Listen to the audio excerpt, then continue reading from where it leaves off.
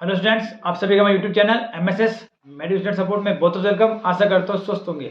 Students, आज हम बात करेंगे हॉस्पिटल के इक्विपमेंट्स और मशीन्स के बारे में कि वो इक्विपमेंट्स और वो मशीन्स जो आप हमेशा जब हॉस्पिटल के अंदर जाते हो, आईसीयू के अंदर, वार्ड के अंदर या हॉस्पिटल जब भी आप एंटर होते हो तो आप देखते होंगे कि ये इक्विपमेंट्स किस चीज़ में और क्या काम आते हैं। और वो बेसिक इक्विपमेंट जो शायद हर मेडिकल स्टूडेंट को पता होना चाहिए, चाहे वो एमबीबीएस का स्टूडेंट्स हो, चाहे वो नर्सिंग का स्टूडेंट्स हो, चाहे जीएनएम का हो, चाहे फार्मेसी, मतलब ऑल ओवर जो भी मेडिकल स्टूडेंट्स हैं उन सबको इन इक्विपमेंट्स के बारे में तो नॉलेज होना चाहिए। तो हम उसी को लेके हम ये वीडियो लेके आ रहे हैं आप सबके बीच में। तो हम ये कुछ इक्विपमेंट्स से 15 से 20 इक्विपमेंट्स आप सबके बीच में लेके आए हैं। ये बहुत नॉलेजेबल शॉर्ट नोट्स में इक्विपमेंट्स जो आपको इजीली लर्न हो जाएंगे। ठीक है, तो इसी के साथ मैं वीडियो स्टार्ट करता हूँ। हमारे साथ बने रहे हमारे चैनल के अंदर। तो आप स्टूडेंट्स बिग स्क्रीन में देख सकते हो ये कुछ इक्विपमेंट्स है। तो इसी के साथ हम स्टार्ट कर रहे हैं यहाँ पे। ये देखिए स्टूडेंट्स, तो ये लिखा हुआ है हॉस्पिटल इक्विपमेंट्स एंड मशीन्स। तो ये कुछ इक्विपमेंट्स और मशीन्स है जो ऑल ओवर हॉस्पिटल के अंदर डॉक्टर, नर्सिंग स्टाफ और जो भी अदर स्टाफ उन सब में यूज रहते हैं इन इक्विपमेंट्स को। तो सबसे पहला इक्विपमेंट स्टूडेंट्स मशीन है कार्डियक मॉनिटर। तो आप इसके अंदर देख सकते हो, ये इमेज के अंदर ये कार्डियक मॉनिटर है। आप देखते होंगे बहुत जगह ये हर बेड के पास लगा रहता है ज़्यादातर, मतलब चाहे वो आईसीयू के अंदर हो या चाहे किसी अंदर, मतलब कहीं पे भी हो। और नॉर्मल वाइटल साइंस के लेने के लिए काम आता है। तो इस इक्विपमेंट से काम आता है student use to monitor patients vital. Vital signs हमने आपको बता रखे हैं। वाइटल साइंस क्या होते हैं, पल्स रेट, हार्ट रेट, ये कुछ वाइटल साइंस जिसका हमने वीडियो बना रखा है। आप आई बटन में जाके देख सकते हो, वीडियो पूरा बता रखा है वाइटल साइंस को लेके। ये नॉर्मल उसका ये वे होता है और इतना उनका वेट है, जो इतना फ्लूइड है, ये नॉर्मल पेशेंट के अंदर रहता है। तो ये इक्विपमेंट उस वाइटल साइंस को लेने के अंदर काम आता है, मॉनिटर करने काम आता है कि इस एक इक्विपमेंट्स के अंदर सारे वाइटल साइंस मेजर हो जाते हैं। जो 4-5 वाइटल साइंस सारे इसके अंदर मेजर हो जाते हैं। तो ये एक बहुत ईजी फॉर्म में, इसलिए मशीन आजकल हर हॉस्पिटल के अंदर अवेलेबल होने लगी, चाहे छोटे से बड़ा हॉस्पिटल हो। ये तो समझ गए कार्डियो मोटर क्या काम करता है स्टूडेंट। सेकेंड में बात करता हूँ ग्लूकोमीटर। ग्लूकोमीटर तो आपको पता होगा, आप घर पोस्ट के घर पे भी होंगे, बहुत जनों के स्टूडेंट्स के आप देख सकते हो, घर पे देखे होंगे आपने ग्लूकोमीटर। ये क्या काम करता है student, determining the concentration of glucose in the blood. तो ब्लड के अंदर जो ग्लूकोज की मात्रा होती है उसको बताता है ये। तो जो आपके वो कहते हैं ना कि मतलब हमारे ब्लड में शुगर है, ये वही काम करता है। ये वही मशीन है जो शुगर का बताती है कि कितना शुगर है पेशेंट के अंदर। तो ये ग्लूकोमीटर ही आपने नॉर्मल देखा होगा, हर वार्ड के अंदर अवेलेबल होता है स्टूडेंट। तो ये कार्डियो मॉनिटर ग्लूकोमीटर पता चल गया। नेक्स्ट हम बात करते हैं स्टूडेंट स्पाइगोमो मैनोमीटर। ये आपने सुनना देखा होगा, हर हर मतलब चाहे वो डॉक्टर हो चाहे नर्सिंग स्टाफ हो। स्पाइगोमो मैनोमीटर का क्या रोल होता है, use to measure the patient blood pressure. जो बीपी लेते हैं अपन, किसी पेशेंट की या किसी भी ह्यूमन बीइंग की बीपी लेते हैं, वो इसी ही मीटर से, इसी ही स्पाइगोमो मैनोमीटर से लेते हैं, इसी मशीन से लेते हैं। यही मशीन है जो ब्लड प्रेशर का एग्जैक्ट जो नॉर्मल है या फिर जो बढ़ी हुई है या लो है वो बताती है, स्टूडेंट वैल्यू बताती है। फोर्थ वन है स्टूडेंट पल्स ऑक्सीमीटर। ये आपने कोविड के अंदर इसका बहुत यूज देखा होगा। पल्स ऑक्सीमीटर का कोविड में बहुत ज़्यादा यूज हुआ है। इस चीज़ को पहले कोई जानता भी नहीं था, बट कोविड आने के बाद पल्स ऑक्सीमीटर का बहुत ज़्यादा यूज होने लग गया, हर स्टूडेंट जानने लग गया इसके। ये एक्चुअली अपनी ऑक्सीजन की वैल्यू बताती है स्टूडेंट्स। और पल्स ऑक्सीमीटर का मतलब है पल्स रेट भी बताती है, और ऑक्सीमीटर मतलब ऑक्सीजन का रेट भी बताती है कि ब्लड अपने बॉडी के अंदर कितना ऑक्सीजन है और पल्स रेट अपनी क्या है।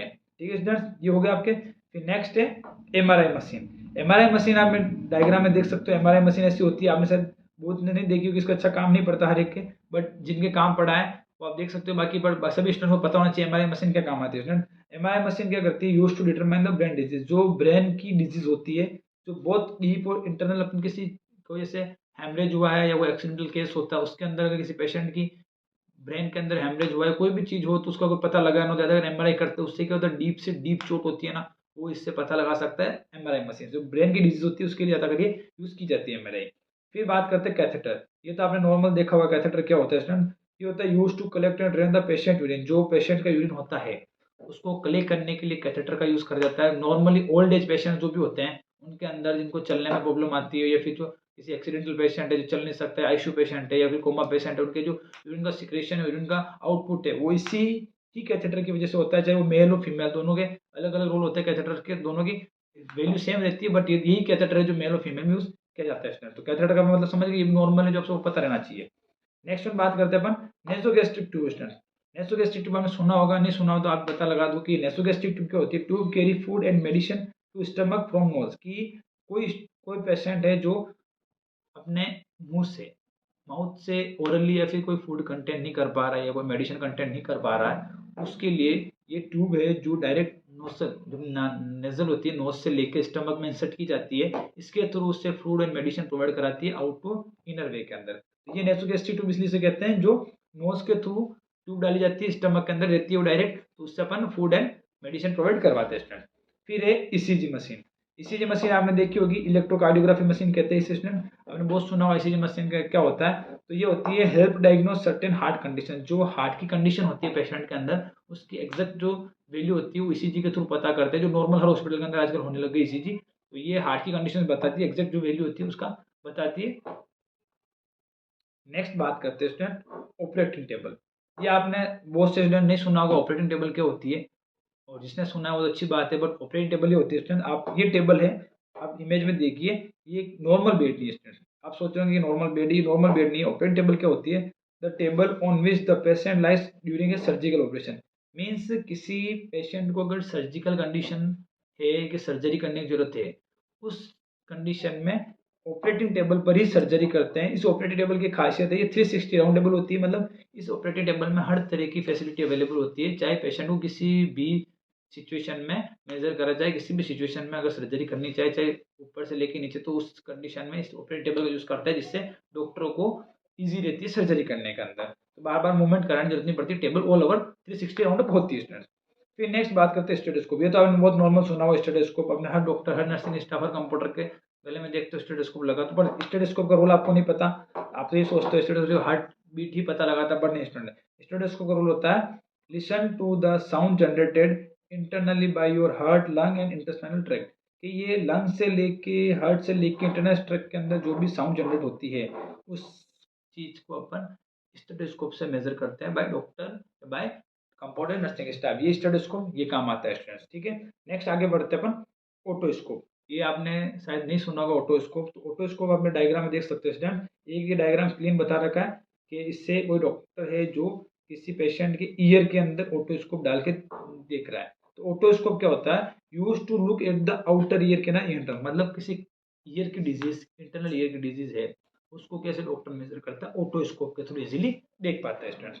फिर नेक्स्ट है इंस्ट्रूमेंट अपना ऑप्थेल्मोस्कोप। ऑप्थेल्मोस्कोप जैसे ओटोस्कोप तो ईयर का था, ठीक है सर, ये आई डिजीज को देखता है, जो आई के अंदर डिजीज रहती है, वो सिम्टम्स रहता है, तो उस सिम्टम्स इस ऑप्थेल्मोस्कोप के थ्रू ही देखा जाता है डॉक्टर द्वारा कि ये आई में क्या प्रॉब्लम है या कि डिजीज है, किसी चीज का सिम्टम्स है। नेक्स्ट आगे बढ़ते हैं अपन ऑक्सीजन मास्क। ऑक्सीजन मास्क क्या होता है, provide a method to transfer breathing oxygen gas, जो किसी पेशेंट को अगर ऑक्सीजन प्रोवाइड करानी है, तो उस कंडीशन में एक ऑक्सीजन मास्क प्रोवाइड कराया जाता है, उसके थ्रू आप किसी पेशेंट को ऑक्सीजन प्रोवाइड करा सकते हो। ये ऑक्सीजन मास्क उस O2 प्रोवाइड कराने के लिए काम आता है स्टूडेंट्स। फिर नेक्स्ट है ऑक्सीजन सिलेंडर।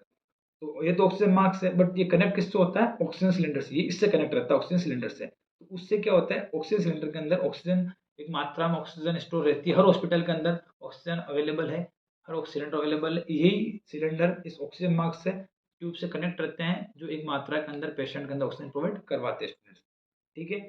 नेक्स्ट अपन बढ़ते आगे, तो थर्मोमीटर। ये तो आपने हॉस्पिटल में भी देखा होगा, होम केयर्स में भी देखा होगा, और क्लिनिक पे भी देखा होगा, घर पे भी देखा होगा। थर्मोमीटर तो क्या है, बॉडी का टेम्परेचर मेजर करने के लिए काम आता है, बहुत कॉमन और बहुत इजीली यूज करने वाला इंस्ट्रूमेंट यही है पूरे मेडिकल के अंदर, थर्मोमीटर, ठीक है।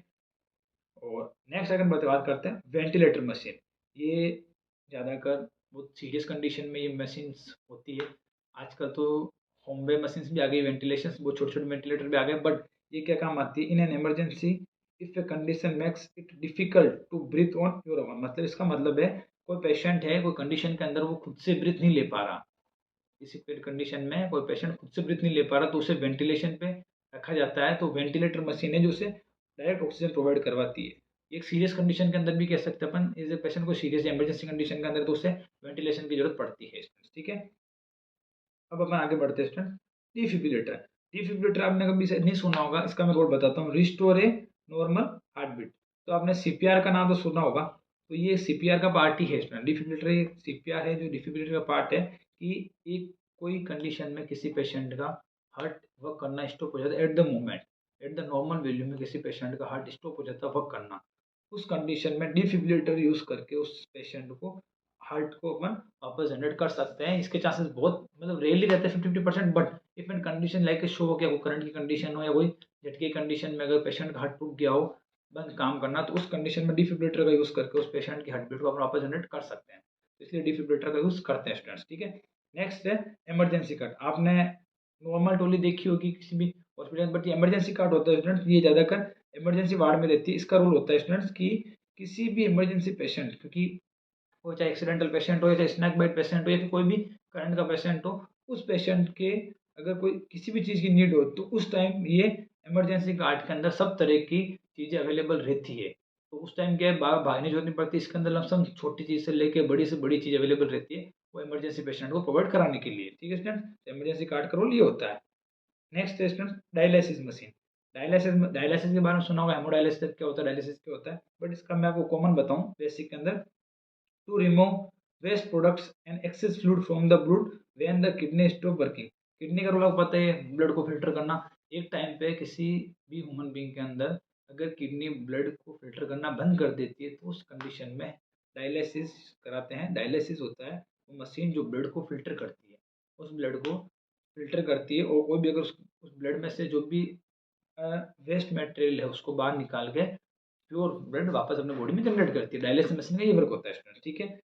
नेक्स्ट इंस्ट्रूमेंट है अपना सिरिंज इन्फ्यूजन पंप। इसका मतलब होता है to administrate an accurate amount of drug और fluid over a relatively long duration. मतलब एक ये पंप जो होता है ये इंजेक्शन का पंप होता है स्टूडेंट।